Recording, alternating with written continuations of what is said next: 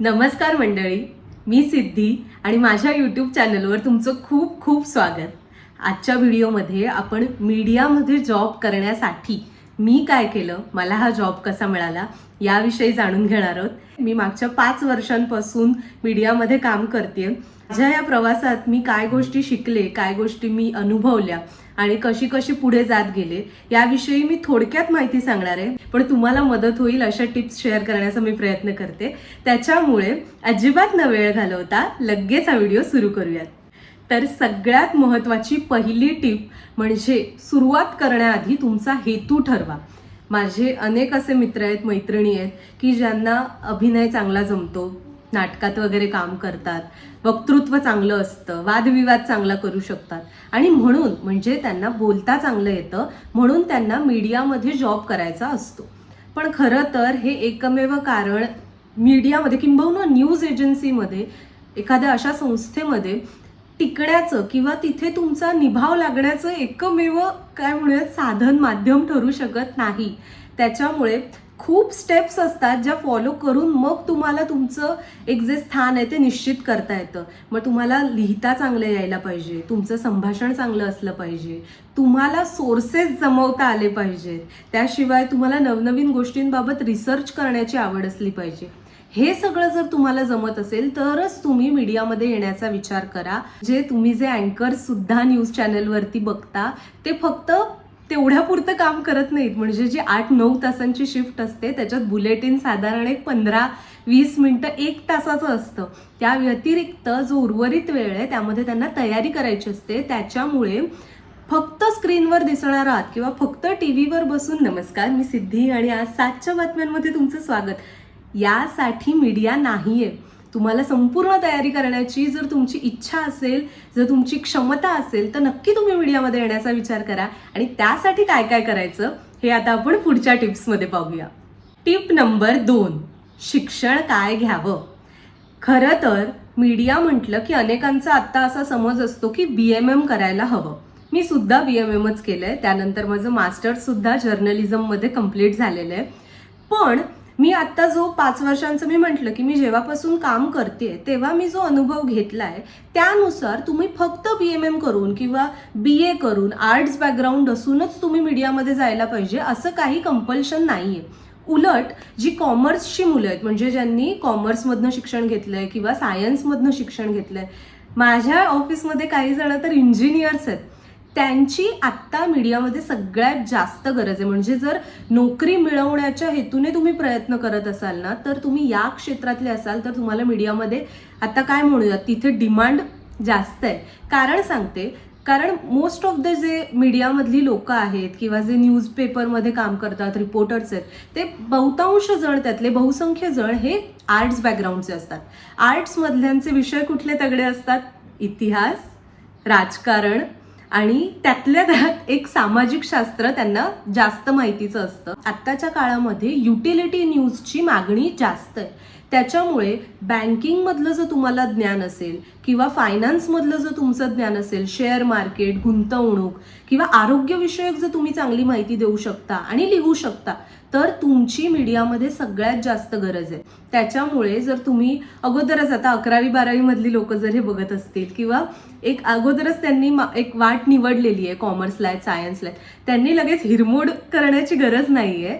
तुम्ही तुमच्या क्षेत्रात शिक्षण घेऊनही मीडियामध्ये काम करू शकता. किंबहुना अशा परिस्थितीत तुम्हाला काम मिळण्याची संधी जास्त आहे. फक्त त्या बरोबरीने तुम्ही कुठले स्किल्स आणखीन डेव्हलप करता किंवा आणखीन कुठल्या गोष्टी शिकता हे महत्त्वाचं आहे. यावरूनच आपली तिसरी टिप, ती म्हणजे अतिरिक्त कोर्सेस कुठले करावेत. तुम्ही मुलाखतीला जाल तेव्हा तुम्हाला विचारल्या जाणाऱ्या प्रश्नांमध्ये तुम्हाला किती चांगलं लिहिता येतं हे प्रायमरीली विचारतील, पण तेवढंच महत्त्वाचं नसणार आहे. कारण तुम्ही जर एखाद्या मीडिया एजन्सीमध्ये कामाला जाताय तर तुम्हाला लिखाण येतंय, बोलता येतंय हे त्यांनी गृहीत धरलेलं असतं. त्या व्यतिरिक्त तुम्ही काय करू शकता हे महत्त्वाचं आहे. आणि आत्ताच्या घडीची मागणी बघता तुम्ही 3 कोर्सेस मी सजेस्ट करेन की ते करायलाच हवेत आणि खूप सोपे आणि सहज करता येण्यासारखे. कारण ठिकाणी आता त्याचे ऑनलाईन कोर्सेस उपलब्ध आहेत किंवा अगदी क्रॅश कोर्सेस म्हणजे 6 महिने 1 वर्ष या ड्युरेशनमध्ये करू शकता असेही कोर्सेस आहेत. आणि ते म्हणजे सगळ्यात पहिलं डिजिटल मार्केटिंग. कारण की आता बहुतांश जो एक मीडियातला ऑडियन्स आहे ना, हा जर प्रयत्न करतो की यंगर जनरेशनला आपण अट्रॅक्ट करायचं. म्हणजे तो काळ गेला की जिथे एक 60-70च्या वरची जी लोक आहेत ती फक्त पेपर वाचणार आणि तोच आपला एक प्रेक्षक वर्ग किंवा एक वाचक वर्ग आहे. हा काळ आता गेलेला आहे. त्याच्यामुळे त्यांना यंगस्टर्सना आपल्यासारख्या 21-30 अगदी 35-40 पर्यंतच्या लोकांना जर अट्रॅक्ट करायचं आहे तर त्यांना डिजिटल मार्केटिंगची गणितं खूप चांगली जमलेली असली पाहिजेत. आणि त्यामुळेच काय म्हणत की बातमी लिहिल्यावर ती अधिकाधिक लोकांपर्यंत कशी पोहोचवली जाईल हे ज्याला माहिती आहे, हे जो ओळखतो, त्याची गरज आता खूप आहे आणि त्याच जॉबला सगळ्यात जास्त मागणी आहे. दुसरा कोर्स म्हणजे एसईओचा. गुगलचा खूप छान कोर्स आहे एसईओ, म्हणजेच सर्च इंजिन ऑप्टिमायझेशन, ज्याच्यामध्ये तुम्ही बातमी लिहिल्यावरती तुम्हाला ती त्या तुमच्या टार्गेटेड वाचकापर्यंत पोहोचवण्यासाठी काही गोष्टी कराव्या लागतात. म्हणजे ती कशा पद्धतीने सर्च केली जाईल किंवा मी एखादी गोष्ट गुगलवर टाकल्यावर माझी बातमी पहिले कशी दिसेल याविषयीचे सगळं ज्ञान असतं ते एसईओ मध्ये दिलं जातं. आणि प्रत्येक मीडिया ऑर्गनायझेशनमध्ये पूर्णपणे एक डेडिकेटेड टीम असते. म्हणजे जितकी स्ट्रॉंग आणि जितकी केपेबल त्यांची एडिटोरियल टीम असते ना, तितकीच त्याच एक स्ट्रेंथची टीम ही एसईओची टीम असते, जी throughout the day and night हा प्लॅन करत असते की तुमची बातमी अधिकाधिक लोकांपर्यंत पोहोचेल कशी.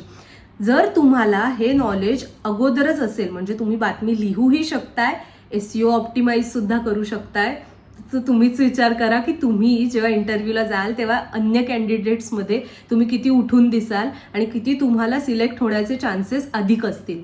त्याच्यामुळे एसईओचं ज्ञान तुम्हाला हवं आणि त्यासाठी गुगलचे सुद्धा कोर्सेस आहेत. शिवाय काही कॉलेजेस आहेत की जिथे हे जसे आपण डिप्लोमा करतो त्या पद्धतीने एसईओचे कोर्सेस केले जातात.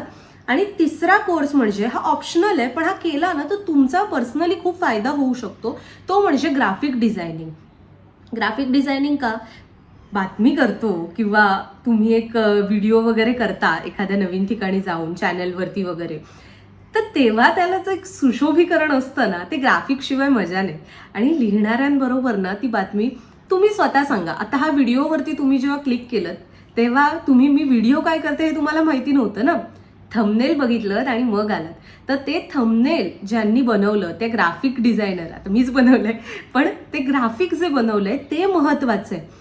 त्याच्यामुळे digital marketing, search engine optimisation आणि ग्राफिक डिझायनिंग हे 3 कोर्सेस तुम्ही निश्चितच विचार करू शकता आणि खरंच तुम्हाला फायद्याचे ठरू शकतात.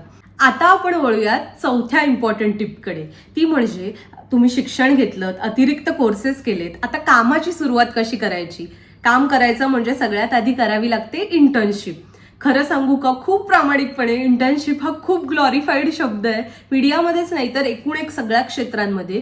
की म्हणजे आता तरी काही प्रमाणात स्टायपेंड दिलं जातं, खूप बेसिक दिलं जातं. खूप चुकीची गोष्ट आहे, कारण इंटर्न्स हेच असतात की जे खूप जास्त राबतात पण त्यांना तितकेसे पैसे मिळत नाहीत. पण सुरुवातीच्या काळामध्ये तर अक्षरशः फ्रीमध्ये इंटर्नशिप करून घेतल्या जात होत्या, which is somehow legal, somehow ethical, but म्हणजे ते खरंच योग्य नाही असं मला वाटतं.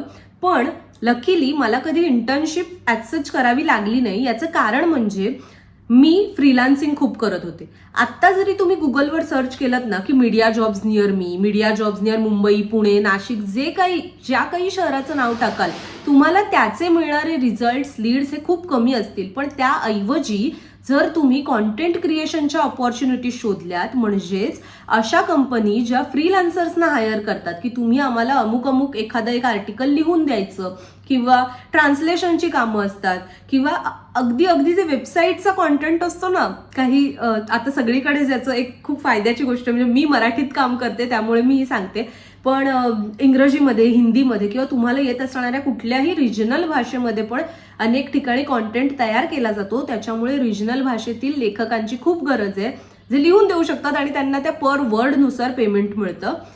ही फ्रीलान्सिंगची ऑपॉर्च्युनिटी जर तुम्ही स्वीकारलीत, अगदी ग्रॅज्युएशन पासून स्वीकारलीत, 11वी-12वीच्या टप्प्यात असाल आणि करत असाल तर म्हणजे सेटच आहात तुम्ही. कारण मग नंतर तुम्हाला तोच तुमचा अनुभव म्हणून सांगता येणार आहे आणि इंटर्नशिपची त्या व्यतिरिक्त मग गरजच लागणार नाही. तुम्ही अक्षरशः फ्रीलान्सिंग अपॉर्च्युनिटी असं टाकून जरी तुमच्या एरियामधल्या किंवा तुमच्या जवळपासच्या शहरातल्या, तर मोस्टली सगळं ऑनलाईन काम असल्यामुळे कुठूनही करू शकता, पण फ्रीलान्सिंग अपॉर्च्युनिटीज जरी लिंक्डइन वगैरे सारख्या साईटवर शोधल्यात तरीही तुम्हाला बरीच मदत होऊ शकते.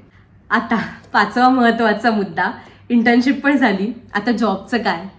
खरं तर तुम्ही इंटर्नशिप करत असाल किंवा रिटेनरशिप जसं मी म्हटलं तसं करत असाल तर तुम्हाला जॉब मिळणं काही फारसं कठीण नाहीये. पण त्या व्यतिरिक्त आता खरं तर ही टिप अशी आहे की म्हणजे इथे ना खूप आपल्याला असं सांगितलं जातं की एखाद्याच्या ओळखीतून लागणं म्हणजे वशिलेबाजी, तर असं अजिबात नाहीये. तुम्ही मीडियामध्ये जर कामाला लागणार असाल तर कम्युनिकेशन हा तुमचा बेस हवा. त्याच्यामुळे जर तुम्ही तुमच्या कम्युनिकेशनच्या माध्यमातून असे अनेक सोर्सेस जे मीडियामधले आहेत त्यांच्याशी जोडले गेलेले असाल तर तुम्हाला खूप फायदा होऊ शकतो. कारण अनेक कंपन्यांनी खूप थांबवलं हे इंटरनल हायरिंगच जास्त होतं की तुमच्या ओळखीतून तुम्हाला तिथे इंटरव्ह्यूसाठी बोलवलं जातं. आता ही ओळख काढायची कशी, तर अनेक मीडिया एजन्सीज ज्या आहेत किंवा जे पेपर्स आहेत, न्यूज साईट्स आहेत, त्यांचे जे रिपोर्टर्स असतात ते लिंक्डइनवर अवेलेबल असतात. जर तुम्ही रिपोर्टर्सच्या माध्यमातून किंवा अशा इंटरनल कॉन्टॅक्ट्समधून, कारण वर्ड ऑफ माउथ पब्लिसिटीला ना तोड नाहीये. जर तुमच्या ओळखीतली व्यक्ती तुमच्या लिखाणाविषयी गॅरंटी देऊ शकते तर तुम्हाला प्राधान्य दिलंच जातं. हे किती खरं, म्हणजे हे सांगावं की नाही सांगावं, मी ह्याने अडचणीत येईन की मला माहिती नाही, पण मला तुमच्याशी प्रामाणिकपणे या सगळ्या गोष्टी शेअर करायच्यात म्हणून मी सांगते. त्याच्यामुळे तुम्ही बिनधास्त कॉन्टॅक्ट बनवा, कोणाला स्पॅम करू नका प्लीज, पण कॉन्टॅक्ट्स बनवा आणि त्या कॉन्टॅक्ट्सच्या वतीने आणि खूप पोलाइटली, खूप फॉर्मली, खूप नीट पद्धतीने तुम्ही त्यांना विचारू शकता. वेकन्सीज असतील तर ही लोक सांगतात, कारण आपल्याला पण आपल्या ओळखीतलं जर कोणी असेल तर त्याच्यावरती विश्वास टाकणं सोपं असतं. त्याच्यामुळे एकतर ह्यांचे आर्टिकल्स फॉलो करत जा. एखादं तुम्हाला कोणी आवडणारा जर्नलिस्ट असेल तर त्यांना तुम्ही लिंक्डइन पासून किंवा त्यांच्या ज्या एक ऑफिशियल साईट्स आहेत तिथून त्यांना तुम्ही कॉन्टॅक्ट करू शकता, त्यांना तुमच्याबद्दल माहिती देऊन ठेवू शकता. ही 100% फुल प्रूफ हा प्लॅन नाहीये जॉब मिळवायचा.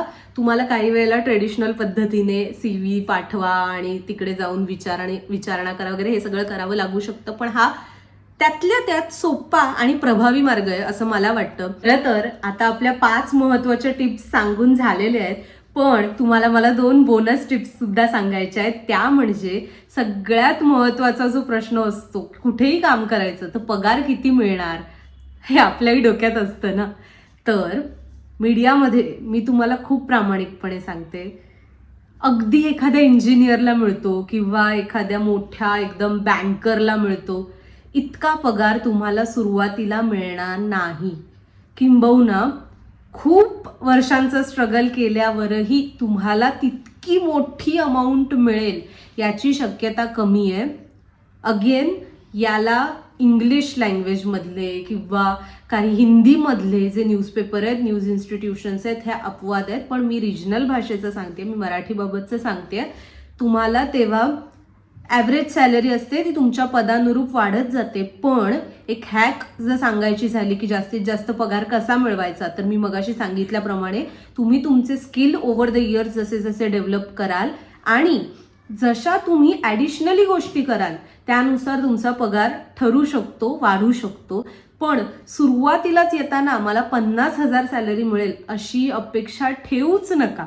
आणि सगळ्यात शेवटची एक आपली टिप म्हणजे काम करताना तुम्ही फक्त आता पगार कमी आहे सांगितलं तर त्या व्यतिरिक्त काय करायचं, काहीतरी एक हातभार लागायला म्हणून तुम्हाला जर हवं असेल तर तुम्ही तुमच्या वेळेचं नियोजन करून या कामाव्यतिरिक्त सुद्धा फ्रीलान्सिंगची कामं करू शकता. त्यातून तुम्हाला एक थोडाफार आर्थिक हातभार सुद्धा लागू शकतो आणि शिवाय तुम्हाला वेगवेगळ्या ज्या गोष्टी आहेत त्याने अप टू डेट राहण्यासाठी मदत होऊ शकते. तर या होत्या आपल्या 5 टिप्स आणि 2 ॲडिशनल बोनस टिप्स. या व्यतिरिक्त आत्ताचा हा व्हिडिओ जर समअप करायचा झाला तर मी इतकंच सांगेन की मीडियामध्ये असण्याचे त्याचे फायदे आहेत, त्याचे तोटे आहेत. फायदे सांगायचे तर तुमचं प्रेस्टीज, मान सन्मान जो मिळतो, म्हणजे कितीही लोकांनी फेसबुकवर वगैरे नावं ठेवली, शिव्या दिल्या, ते सहन करावं लागतं. पण एक क्रेडिबिलिटी जी असते या पोझिशनला घेऊन येणारी ती खूप एक हवीशी वाटणारी असते आणि ती ह्या प्रोफेशनमधला एक महत्त्वाचा भागही ठरते.